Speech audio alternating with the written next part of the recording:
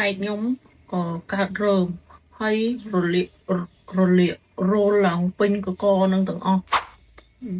សួស្តីបងប្អូនទាំងអស់គ្នាថ្ងៃនេះខ្ញុំសូមមកចែករំលែកផលិតផលដែលខ្ញុំប្រើហើយទទួលបានផលពិតគឺនេះ collagen Momoco collagen នេះពីមុនមកស្បែកខ្ញុំកើតរើមហើយរលាករោលឡើងពេញកកនឹងទាំងអស់ហើយក្រោយពីខ្ញុំប្រើ collagen Momoco នេះអស់7 ដបនេះគឺស្នាមរលាករបស់ខ្ញុំនៅកហ្នឹងគឺបាត់អស់លីងបាត់ដល់ខ្ញុំនឹកស្មានម្ដងបាត់អស់សង 90% អញ្ចឹងខ្ញុំសូមណែនាំប្រាប់បងប្អូនបើសិនជាបងប្អូនមានស្នាមមាន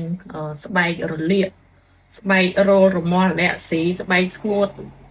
ដែលមានបញ្ហាដូចនាងខ្ញុំអាចសាកប្រើ collagen Momoco នេះបានcollagen Momoco នេះគឺល្អប្រើ